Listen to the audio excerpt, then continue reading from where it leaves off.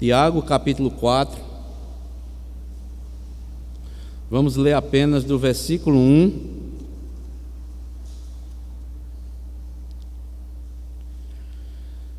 ao versículo 6.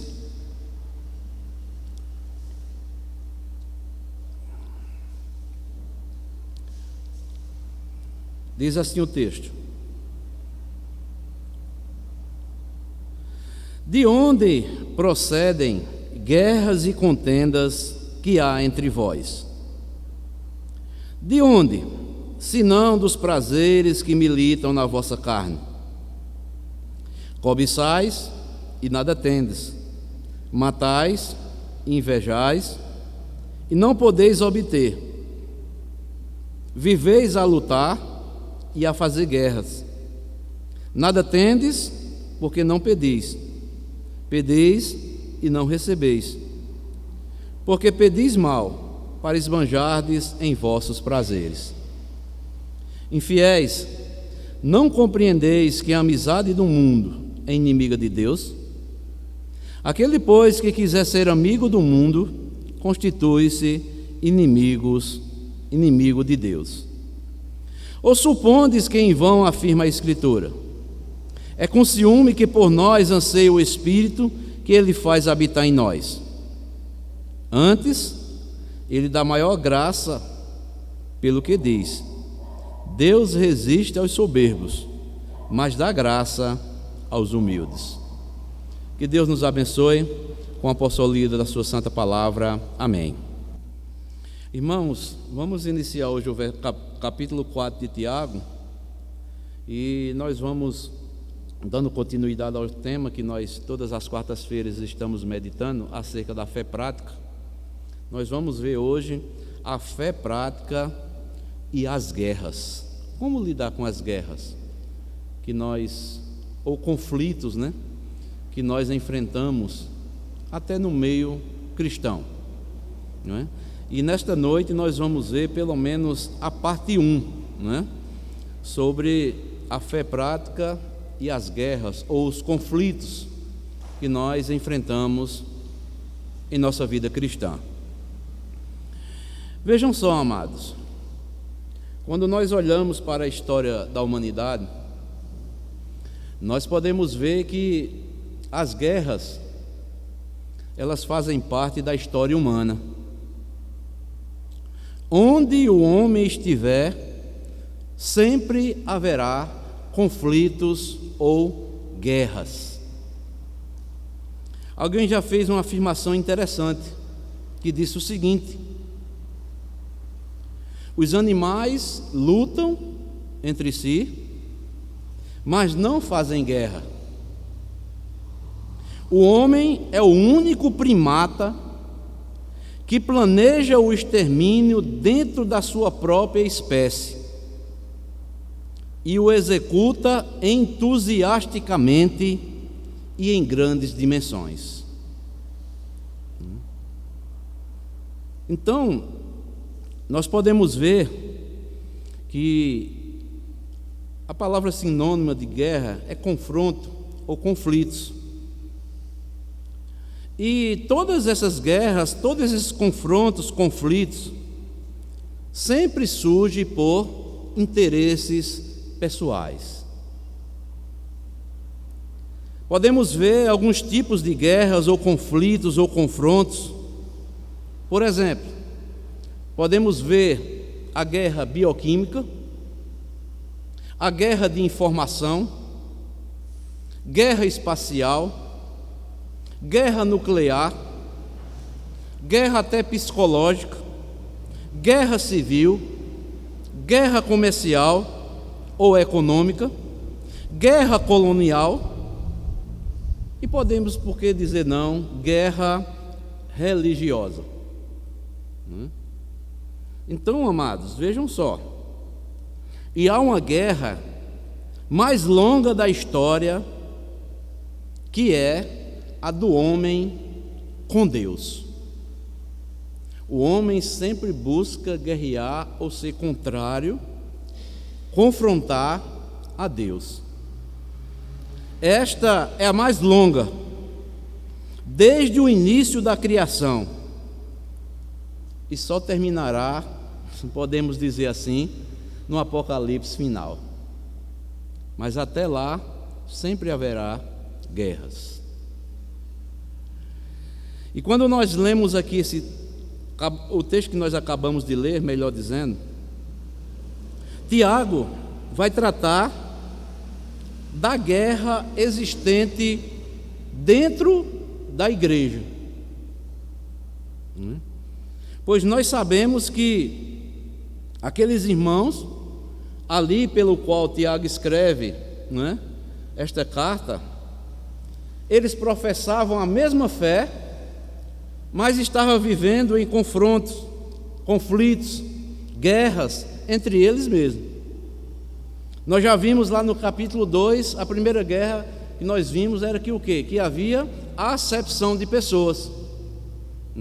Quando nós chegamos aqui no capítulo 3, do versículo 13 ao 18, a começar do 1 também, do capítulo 3, versículo 1 até o 18, podemos ver que havia uma guerra até do que? Alguém falando mal um do outro, outros invejando, e tantas outras coisas aconteciam no meio do povo de Deus, E aqui no capítulo 4, Tiago, vai apresentar a solução bíblica para os conflitos que existiam ali no meio daqueles irmãos pelo qual ele escreveu. E por que também não dizer para os nossos dias também, onde há tantas guerras, conflitos entre aqueles irmãos ou irmãs que professam a mesma fé e sempre estão em conflitos, guerreando, por algo que muitas vezes pode ser resolvidos e tratados de forma cristã.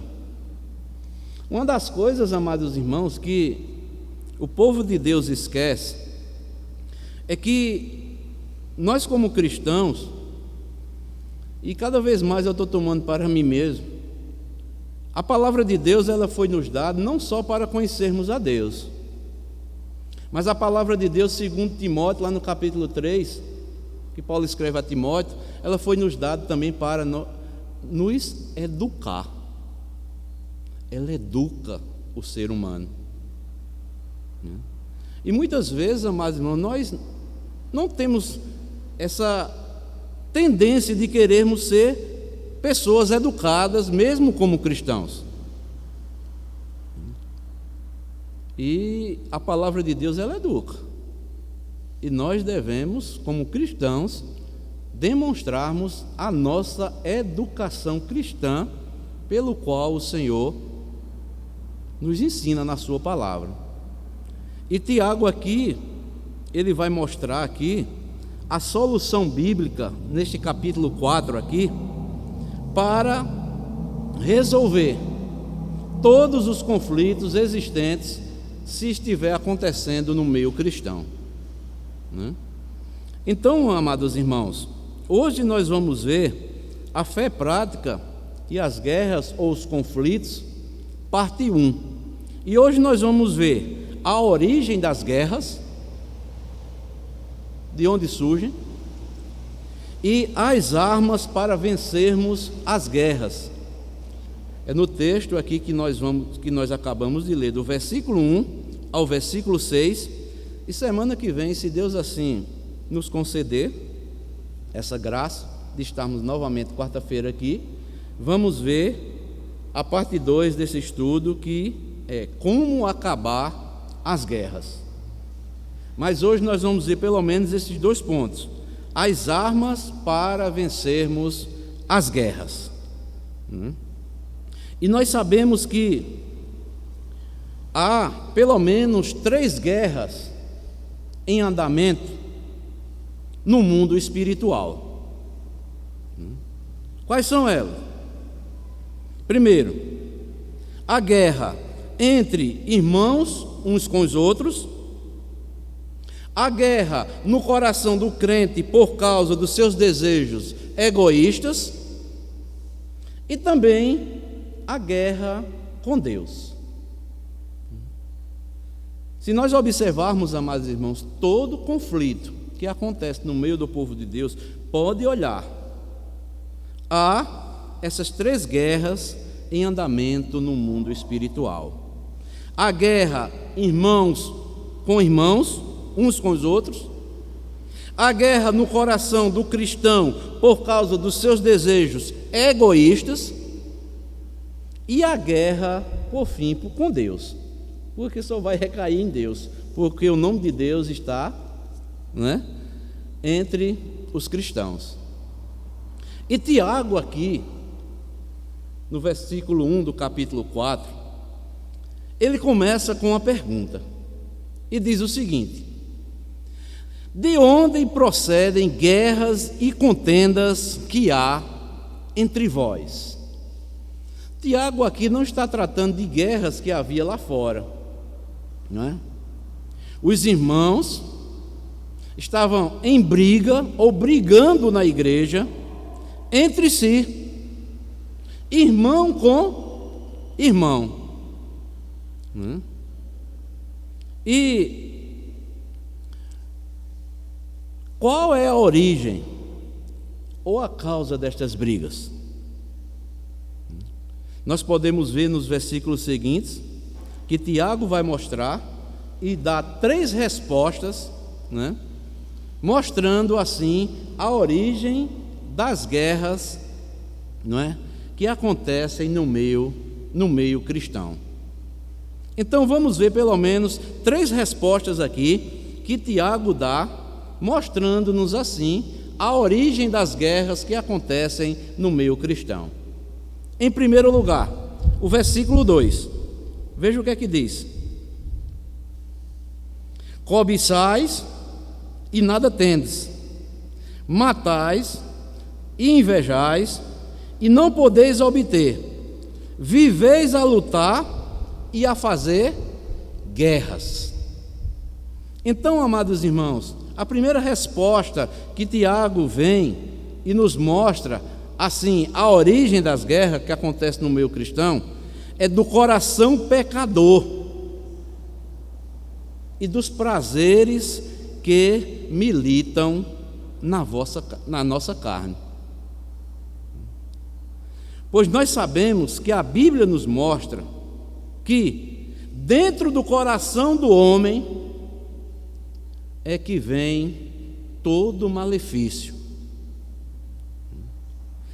Aqui nesse versículo que nós lemos, Tiago diz: cobiçais, nada tendes, matais, invejais e nada podeis obter, viveis a lutar e a fazer guerra. E o que é isso? Segundo Tiago, havia ali cobiça, ódio, inveja e egoísmo no coração daqueles irmãos. Podemos entender que não era Deus que estava governando aqueles cristãos, mas os prazeres carnais que são contrários à vontade de Deus. Aí, irmãos, quando acontece isso, quando o coração, a vida de um cristão não é governada pelo poder de Deus, pela palavra de Deus, pode esperar que aí haverá conflitos, guerras, contendas, brigas, invejas, egoísmo e tantas coisas ruins.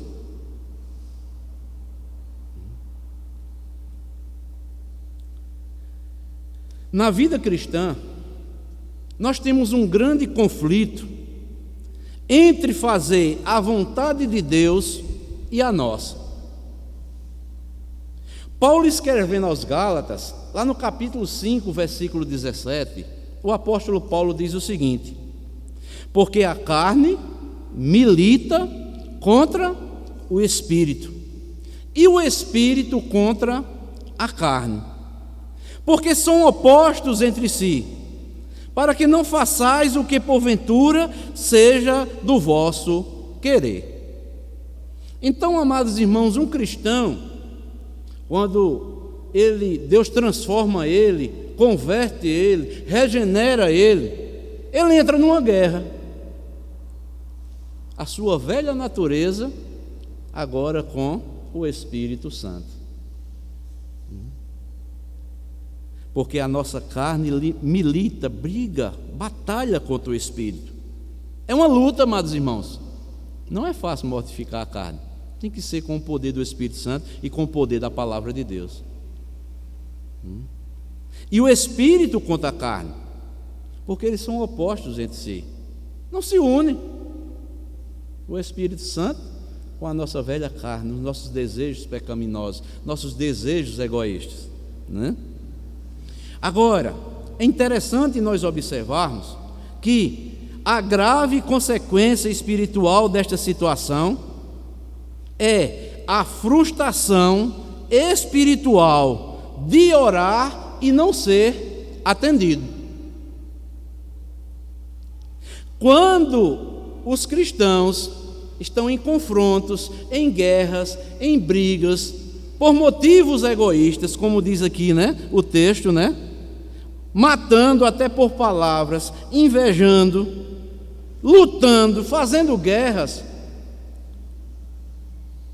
a grande frustração espiritual é que esse povo ora, mas não é atendido. Quando os crentes estão brigando em conflitos uns com os outros, Deus não responde às suas orações. É o que Tiago vai dizer aí. Continuação, olha, do versículo 2: nada tendes, porque não pedis. Aí Tiago vai dizer: pedis e não recebeis. Por quê? Pedis mal, para esbanjardes em vossos prazeres. Então, quando há conflito, motivos egoístas, né? E no meio cristão surge a cobiça, o ódio, a inveja, o egoísmo entre os cristãos, pode pedir a Deus, pode orar a Deus, que Deus não vai ouvir aquelas orações, porque apenas estão pedindo por motivos egoístas, para esbanjardes os prazeres da carne. Então, aqui a primeira resposta que Tiago mostra de onde surge, né, as guerras ou os conflitos no meio cristão, é do coração humano ainda que é pecador, ou dos prazeres, né, que militam na nossa carne. Por isso que Paulo manda que nós devemos mortificar a nossa velha natureza terrena. Está lá no capítulo 3 de Colossenses, logo no início, né? Então, amados, mas em segundo lugar, a origem das guerras ou dos conflitos, a segunda resposta que Tiago dá é por causa da infidelidade a Deus. Versículo 4. Veja o que é que Tiago diz aí. Infiéis, não compreendeis que a amizade do mundo é inimiga de Deus? Aquele, pois, que quiser ser amigo do mundo, constitui-se inimigo de Deus. Nós sabemos que mundo aqui é o sistema, né? Depravado que está aí no mundo, que é tudo contrário à vontade de Deus, né? E ali havia muitos crentes infiéis, né? Amigos dos prazeres da carne, do mundo, e fazendo guerra no meio dos irmãos e contaminando a todos. Não podemos, amados irmãos, disse Jesus, servir a Deus e ao mundo. O crente, quando divide o seu amor a Deus com qualquer outro, isso se chama adultério espiritual. Porque o cristão, ele é casado com Cristo, ele está unido como um casamento.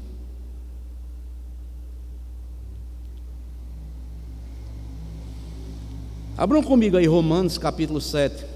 versículo 4.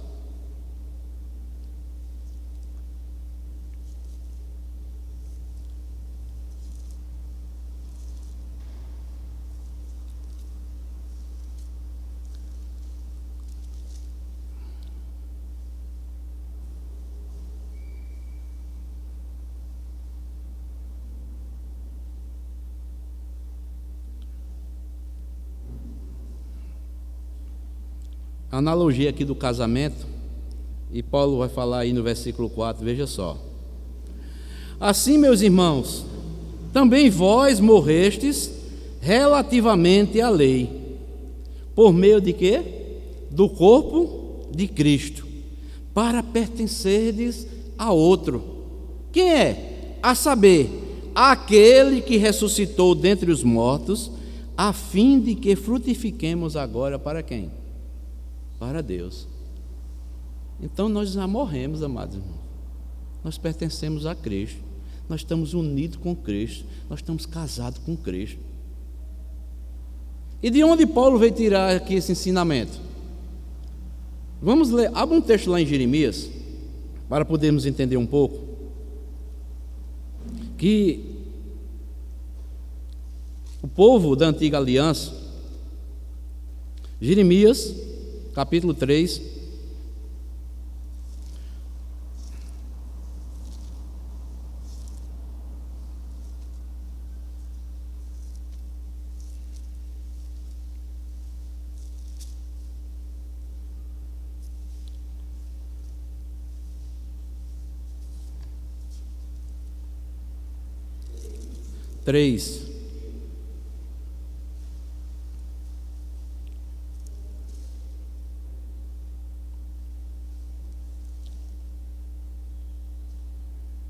Jeremias 3,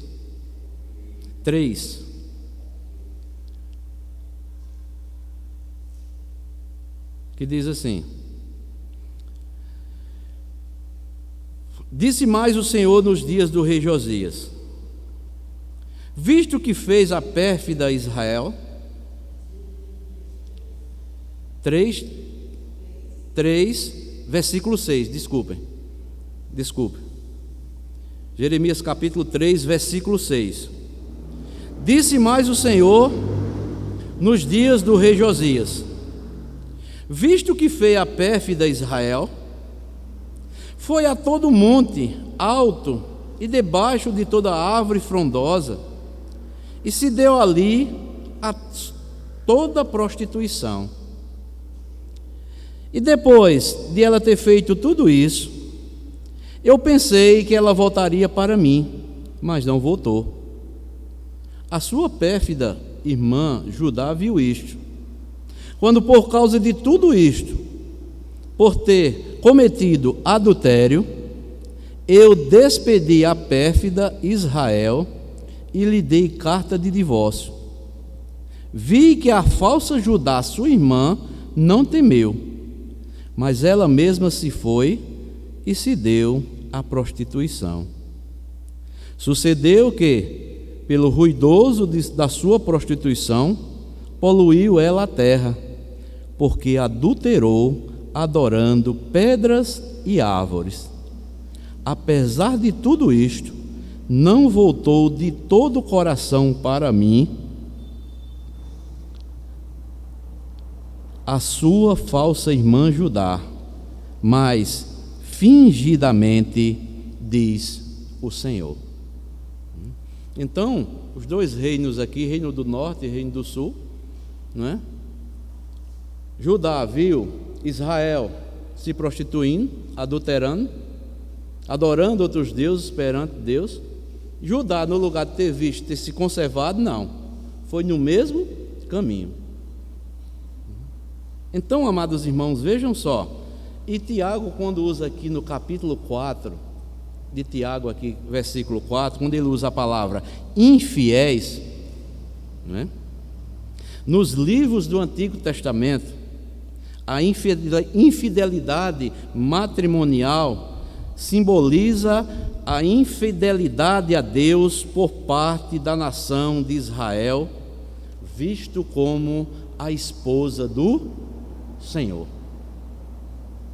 Então, amados, quando um cristão, ele tem amizade com o mundo, se adapta ao sistema mundano, a tudo aquilo que é contrário a Deus, acontece adultério espiritual.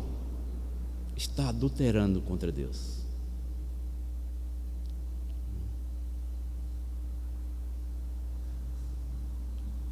Irmãos, eu fico meditando nessa carta de Tiago aqui, quantas lições nós podemos extrair, não só agora, mas tantas vezes, quanto nós mais lemos, mais nós aprendemos nessa carta, né?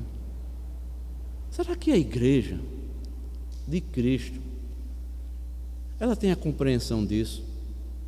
Que ela está unida a Cristo como um esposo a uma esposa?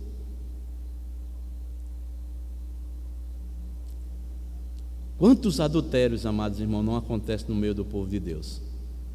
Por o povo não entender esta verdade. Cristo é o noivo, a igreja é a noiva, estão unidos pelo sangue da aliança que Deus fez com a sua igreja. Então, Tiago dá a resposta aqui, de onde é a origem das guerras e contendas. Por quê? Por parte da infidelidade a Deus. Irmãos, quando a igreja se torna infiel a Deus, pode ter certeza, os prazeres que militam a carne vai aflorar dentro da igreja. Aí haverá contendas, guerras e tantas outras coisas para tirar a paz no meio do povo de Deus. Então, Tiago mostra aqui, ou dá a segunda resposta, a origem das guerras ou dos conflitos que surgem no meio do povo de Deus: infidelidade a Deus.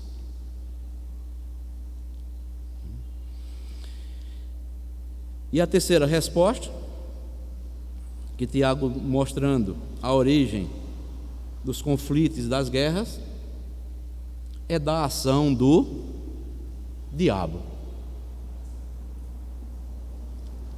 Versículo 7, olha o que é que diz: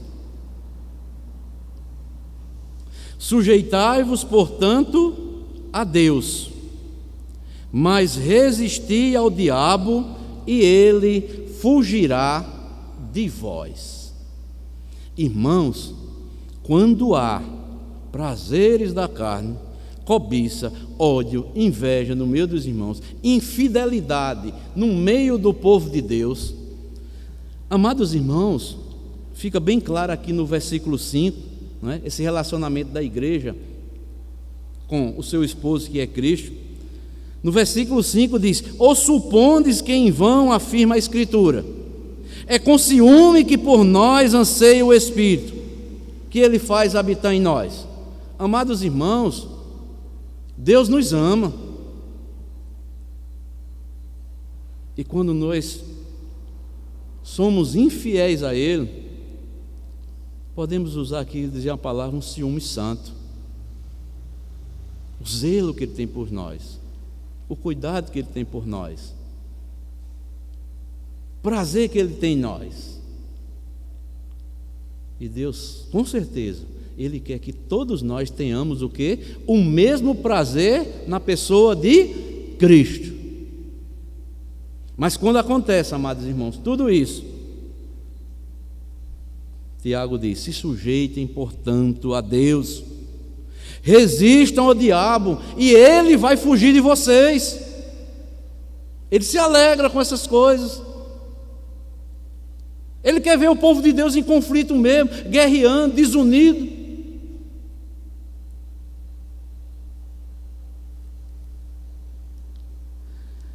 O diabo, amados irmãos, é o grande adversário da igreja e do povo de Deus. Não nos enganemos, amados irmãos. O diabo não é uma invenção, não. Se está na Bíblia é porque ele age mesmo. Ele vive à procura de uma oportunidade para criar confusão, conflito entre os irmãos.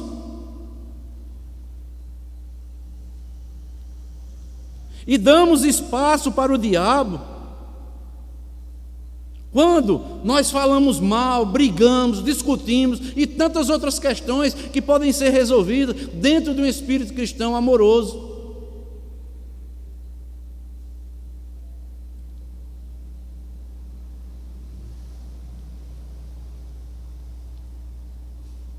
Os inimigos que trabalham para nos afastar de Deus, amados irmãos, é a nossa velha natureza velha, é o mundo, o sistema e o diabo, porque Deus nos resgatou deles. Você sabia disso? Abram comigo aí em Efésios, capítulo 2. Efésios, capítulo 2.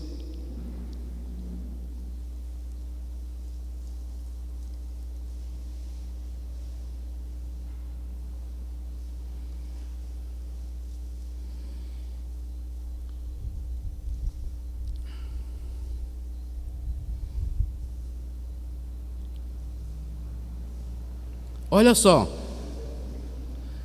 Efésios 2, versículo 1 a 3. Os inimigos que trabalham para nos afastar de Deus. Quais são? Veja só o que é que Paulo vai dizer aqui, viu? Para entendermos, depois vamos entender. Ele vos deu vida, ele está falando para quem? Para os crentes de Éfeso, né? Estando vós mortos nos vossos delitos e pecados. Nós estávamos mortos no quê? Assim como os cristãos de Éfeso, nos nossos delitos e nos nossos pecados. Olha só, nos quais andaste outrora, segundo o curso deste mundo. Veja só, aí já tem um inimigo, viu? Que é o mundo, o sistema. Nós andávamos segundo o curso deste mundo. Segundo o quê? O príncipe da potestade do ar, do espírito que agora atua nos filhos da desobediência. Quem é esse outro inimigo? O próprio Satanás. Entre os quais todos nós andamos outrora, fazendo o quê? Ao outro inimigo, segundo as inclinações da nossa carne, fazendo a vontade da carne e dos pensamentos. E éramos por natureza filhos da ira, como também os demais.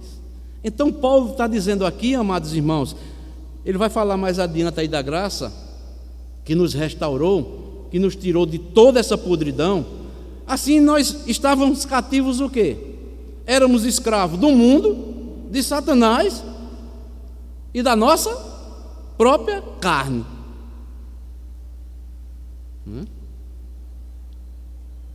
Então, amados irmãos, são esses três inimigos: a carne, o mundo e o diabo. São eles que produzem guerras e conflitos entre os irmãos. Temos que mortificar nossa carne, temos que resistir ao diabo e dizer não ao sistema mundano que aí está.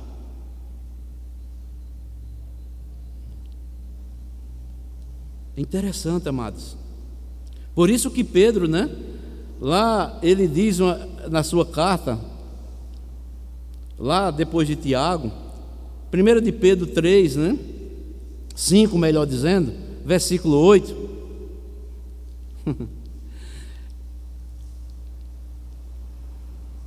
Versículo 8 e o 9, Pedro faz essa recomendação também.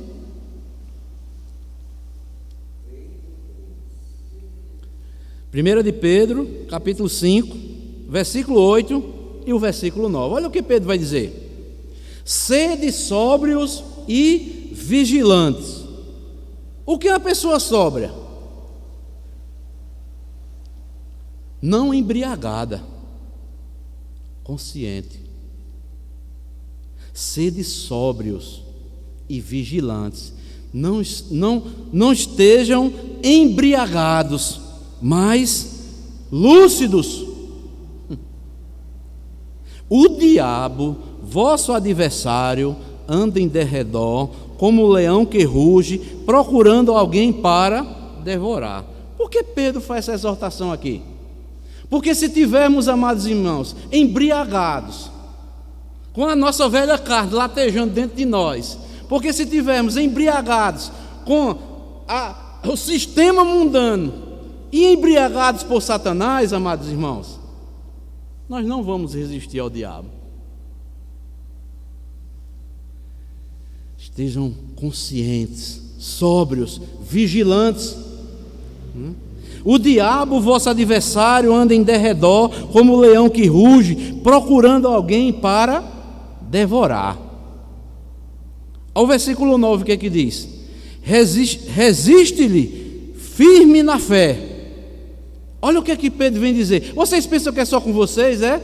Certo de que sofrimentos iguais aos vossos estão se cumprindo na vossa irmandade espalhada no mundo. Então, todo aquele que é cristão, ele tem que estar vigilante, ele tem que estar sóbrio, consciente, não embriagado com qualquer outra coisa, mas com a mente cativa em Cristo. Então, amados, são essas 3 respostas aqui que Tiago dá na sua carta aqui, mostrando a origem das guerras e dos conflitos que estavam existindo ali com aqueles irmãos na sua época, e também, amados irmãos, podemos ver também isso nos nossos dias, porque a palavra de Deus, se ficou escrita, é para todas as épocas. Enquanto Jesus Cristo não voltar, temos que estar meditando na sua lei de dia e de noite. Senão vamos esquecer desses ensinamentos, porque temos facilidade de esquecer. E a igreja, por isso que Paulo diz a Timóteo: prega a tempo e fora de tempo, quer ouçam, quer não, pregue. Por isso, amados irmãos, que é uma missão dolorosa, mas prazerosa para quem prega a palavra de Deus. Sabe por quê? Porque textos como este, carta como esta e como tantas outras, você tem que pregar agora, daqui a alguns tempos, pregar de novo e ir pregando, porque o povo de Deus esquece, amados. E Deus é tão misericordioso que Ele deixa pessoas para pregar, para alertar, para despertar a mente, porque nós somos tendenciosos a esquecermos. E Deus manda que pregue, a tempo e fora de tempo, Timóteo. Você cumpra o seu papel de um bom evangelista. Quer ouça, quer não, pregue todo tempo.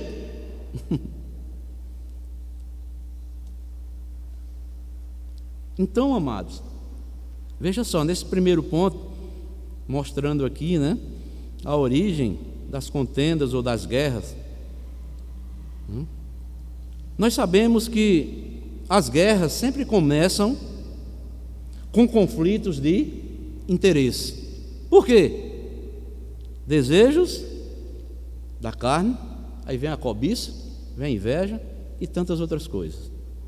Nós vimos também que as guerras entre os irmãos têm origem no nosso interior, na atração que o mundo exerce sobre nós e quando nós aceitamos as sugestões do diabo. Quantos conflitos, amados irmãos, poderiam ser evitados no meio do povo de Deus, se muitas propostas de irmãos até bem intencionados, muitas vezes, vêm com propostas aí açucaradas, da atração aí do mundo e querem aplicar para dentro da igreja. Não pode, amados irmãos, a igreja é separada.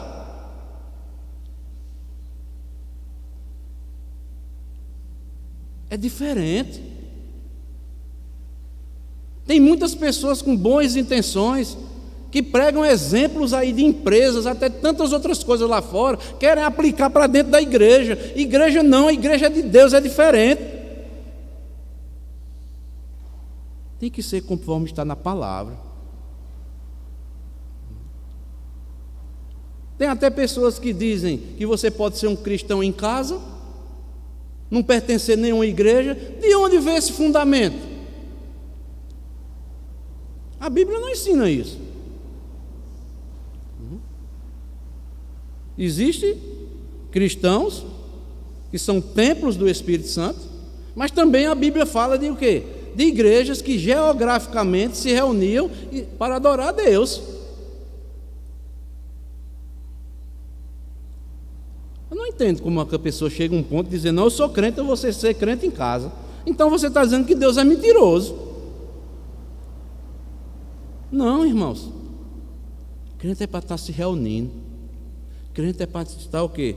Cada vez mais se conhecendo, se familiarizando. E tantas outras coisas, amados irmãos. Esses que dizem assim, né? Eu sou um cristão em casa, é melhor do que estar na igreja. Então, meu irmão, você tem uma cadeira cativa lá no céu, viu? Você lá no céu vai ficar numa cadeira cativa lá, enquanto a multidão vai ficar lá, e você vai ficar numa cadeira cativa lá, Isso não, irmão. Quem não aprende a viver aqui em comunhão, de forma coletiva no meio do povo, ele não está se preparando para se encontrar com Jesus Cristo. Porque lá vai ter só um povo e um só Senhor, e todos adorarão para sempre. Deus já está nos preparando. Sabe por que Deus pede que nós venhamos nos reunir coletivamente? Sabe por quê? Para nós conhecermos uns aos outros, quem nós somos. E o amor ser aperfeiçoado em meio aos erros, em meio às falhas. Ou a Bíblia não manda levar a cargo o quê? Uns dos outros. Eu sei que meu irmão é pecador, eu sei que eu sou pecador também. Eu tenho que ajudar meu irmão, eu tenho que ajudar minha irmã.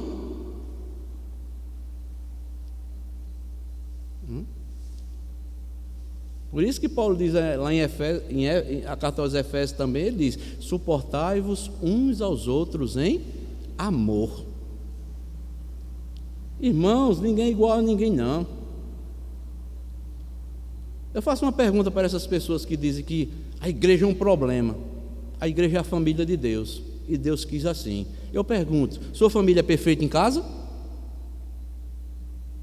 Sua família física lá que você tem, seus pais, suas mães, é perfeita? Tem problema ou não? Tem.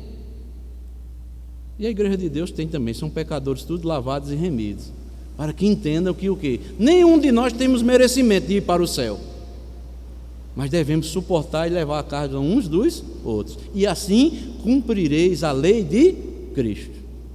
É isso, amados irmãos. Pecador todos nós somos. Aprender com Cristo. O maior exemplo para as nossas vidas é Cristo. Cristo nos suportou, nos suporta até hoje. Por que nós não podemos suportar uns aos outros? Então, nós vimos aqui a origem das guerras, né? Do coração humano, dos prazeres que militam a carne, da infidelidade a Deus e da ação do diabo quando nós alimentamos com os prazeres que militam a nossa carne e aquelas que são do sistema que vem do mundo. Mas Tiago vai mostrar aqui uma coisa interessante. Quais são as armas para nós vencermos essas guerras? Tiago vai escrever, não é? E apresentar aqui pelo menos armas espirituais para vencermos esses conflitos. São pelo menos 4 armas. A primeira delas é a oração. Quer vencer os conflitos dentro da igreja? Não quer que exista contenda? Põe o joelho no chão. Toda a igreja ore. Versículo 7 e o versículo 8. Tiago diz: sujeitai-vos, portanto, a Deus, resisti ao diabo, ele fugirá de vós. Chegai-vos a Deus, e ele se chegará a vós.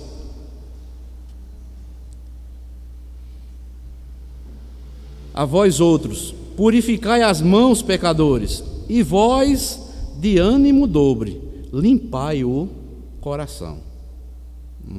Então, Tiago, ele é bem claro quando ele nos mostra essa verdade aqui, né? Nós devemos se chegar para Deus. E como nós vimos nada tendes porque não pedis. É certo, se você pedir para esbanjar no prazer da carne, você vai continuar escravo. Mas se você se chegar para Deus pedindo, né, em favor para resolver esses conflitos, a começar de você, aí sim, né? Então, amados irmãos, vejam só, quando o crente pede qualquer coisa em seu nome, Jesus vai honrar esse pedido, em nome dele, segundo a vontade dele, viu? Principalmente quando este pedido é a paz e a harmonia para a igreja. Todo crente deve orar pela paz na igreja. Cada crente deve orar para não cair na tentação de ser um instrumento de guerra na igreja. Você deve orar para que não haja guerras na igreja. Tem que orar pela paz e harmonia na igreja e orar por você para não ser um instrumento de guerra na igreja. Porque às vezes, amados irmãos, nós costumamos muitas vezes olharmos só para os outros, né? Mas às vezes nós gostamos de guerra, de conflito mesmo. E temos que mortificar esse desejo. Isso é na nossa natureza terrena. Tem crentes que dizem, sabe o quê? Eu não levo desaforo para casa. Você não foi chamado para levar desaforo para casa, não. Você foi chamado para resolver, né, todo e qualquer problema como um cristão. Não é você sair sem falar com um irmão, com irmã, ficar com a cara fechada, truncada, e não resolver, e dizer um monte de coisas que às vezes nem é para falar. Temos que orar pela paz na igreja. Aí eu pergunto, nas nossas orações, temos orado por isso, irmãos? Pela união dos irmãos uns com os outros, pela harmonia, para que Deus trabalhe nos corações de todos os nossos irmãos, a começar do nosso, para que tudo quanto venha a ser tratado seja conforme a vontade de Deus, as decisões e tantas outras coisas. Então, a primeira arma para vencer as guerras começa com a oração, né? Por isso que Tiago aí, olha, veja aí, capítulo 5, versículo 16, mais adiante.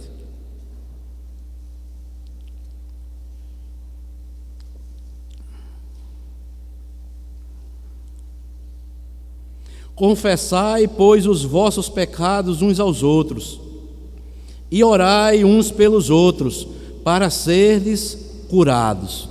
Muito pode, por sua eficácia, a súplica do justo.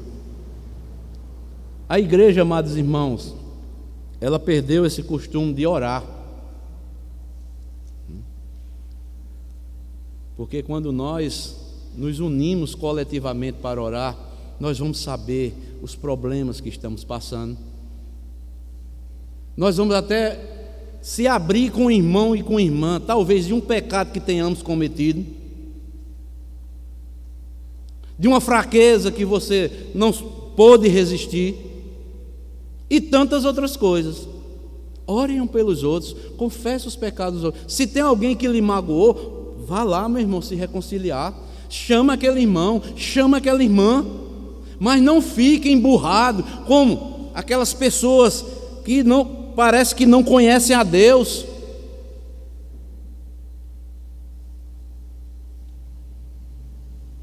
Isso é triste, amados irmãos, no meio da igreja. Cristão não dirigir nem a palavra um ao outro. Entrar na igreja, sair, não dá nem um bom dia, nem uma boa noite. Que cristianismo é esse, irmãos?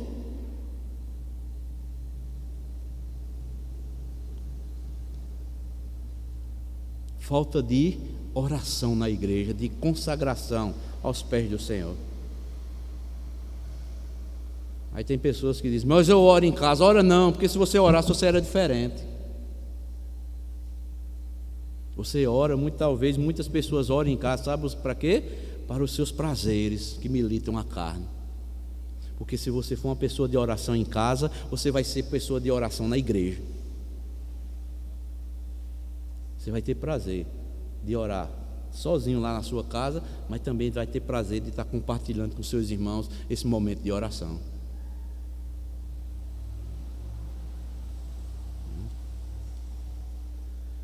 Primeira arma para vencermos as guerras, a oração. Segundo, a Escritura Sagrada. Versículo 5, a parte A. Ou supondes que em vão afirma a Escritura? O povo estava guerreando, sendo infiéis a Deus, só pedia a Deus coisas para esbanjar nos seus prazeres, começavam as guerras, né? Aí Tiago vai dizer, ou supondes que em vão afirma a Escritura? O que é que a Escritura diz? E já vou pegar aqui a terceira arma, que é o Espírito Santo. É com ciúme que por nós anseia o Espírito, que Ele faz habitar em nós. Então, meu irmão, a segunda arma para vencermos as guerras, os conflitos no meio cristão, primeiro, a oração. Segundo, a Escritura. Terceiro, o auxílio do Espírito Santo em nossas vidas. Como nós estamos vendo aos domingos, o pastor Russo está pregando, a Escritura é a espada do Espírito. Ela é instrumento de guerra para o ataque e também para a defesa. Ela foi nos dada para o nosso aperfeiçoamento e capacitação para toda boa obra. A Bíblia Sagrada, as Escrituras Sagradas. E Tiago também aqui afirma que podemos contar com o Espírito Santo que habita em nós. Nós temos o livre acesso que Cristo abriu para nós, que é por meio da oração. Temos a palavra revelada. Temos ainda o Espírito Santo habitando dentro de nós. Então, queremos vencer as guerras? Usemos essas três armas: oração, palavra de Deus e o auxílio do Espírito Santo que habita em nós. E eu relacionei algumas coisas interessantes aqui que diz assim, olha: o Espírito Santo está em nós para garantir e selar a nossa redenção. Está lá em Efésios 1:13. Para produzir fruto espiritual. Está lá em Gálatas capítulo 5. Para nos capacitar com os dons espirituais e desenvolvermos a obra de Deus. Mas também para sermos iluminados espiritualmente pelo Espírito Santo. Filipenses 3:3 diz que o Espírito Santo foi nos dado para adorarmos a Deus, para nos libertar do pecado e nos santificarmos cada vez mais diante de Deus, para nos orientar e testemunhar que nós somos verdadeiramente povo de Deus. E Ele nos ajuda a orar. Está lá em Romanos 8, versículo 26 e o 27. Por quê, amados? Quando nós pecamos ou traímos a Deus, nós entristecemos o Espírito Santo. Está lá em Efésios capítulo 4, versículo 30. Ao invés de guerrearmos, nós temos que guerrear com aquilo que Deus já nos deu. Oração, temos o livre acesso, temos a espada do Espírito, que é a palavra de Deus, e temos o quê? O Espírito Santo para nos auxiliarmos. E por fim, a graça de Deus. Fala aí no versículo 6. Antes ele dá maior graça, pelo que diz: Deus resiste aos soberbos, mas dá graça aos humildes. Então, amados, a graça de Deus vem toda sobre os filhos de Deus. Ele nos dá graça na salvação, e Ele nos dá maior graça para vencermos o pecado e crescermos em santificação. Tem um texto interessante que eu gosto muito de ler. Quando eu falo de graça, sempre vem à minha mente. Todo cristão, ele é rico da graça de Deus. Sabe por quê? Porque a Escritura, ela afirma isso. Só se a pessoa não for nascida de novo. Abram comigo aí João, capítulo 1.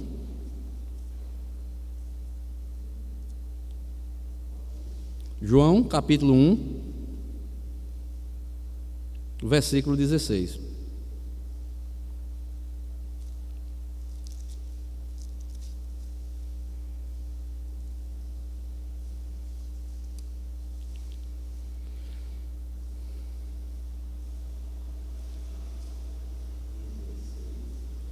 João, capítulo 1, versículo 16. João diz: porque todos nós temos recebido de sua plenitude, e graça sobre graça. E o que é isso, amados irmãos? E o cristão, amados irmãos, sempre vai ter o auxílio da graça na sua vida. Porque a lei nos foi dada por intermédio de Moisés, a graça e a verdade vieram por intermédio de Cristo Jesus Cristo. Cristo veio, nos remiu, nos santificou com o seu sangue, nos separou para Deus, e Deus continua a derramar graça sobre as nossas vidas. Por isso que o cristão verdadeiro, amados irmãos, ele cada vez mais, ele vai buscando o aperfeiçoamento na pessoa de Jesus Cristo. Por isso que Pedro diz lá na sua segunda carta de Pedro, capítulo 3, versículo 18, o último versículo, ele diz: antes crescei na graça e no conhecimento do nosso Senhor e Salvador Jesus Cristo. A Ele seja a glória, tanto agora como no dia eterno. Amém. Pedro tinha essa convicção. Cresçam na graça e no conhecimento do nosso Senhor e Salvador Jesus Cristo. João diz: porque nós recebemos sobre nós diariamente graça sobre graça.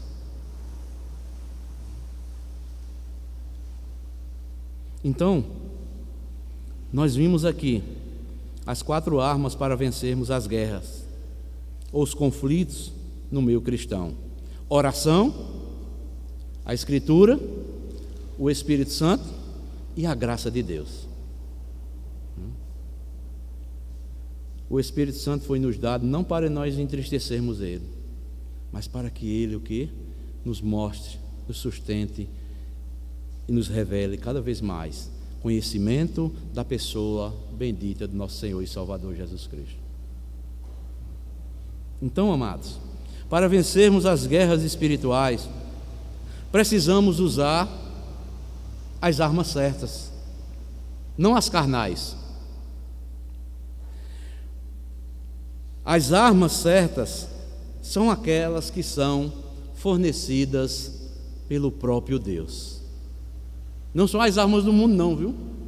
Tem muito cristão aí lutando com as armas do mundo.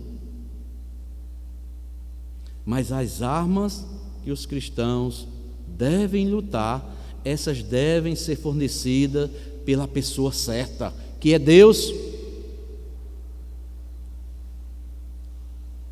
Deus nos dá oração, a Bíblia, o Espírito e a graça para sermos sempre vitoriosamente todos os dias.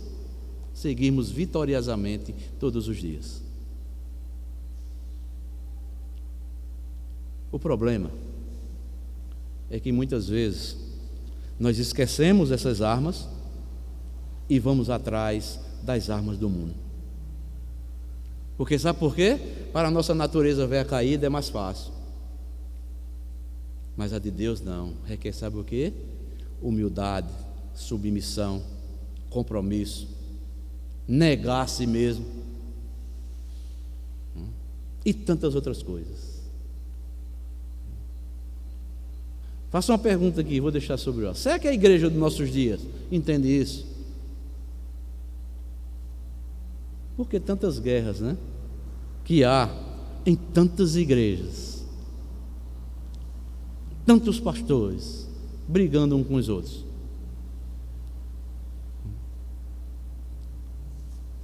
Por quê? Não estão guerreando da forma correta.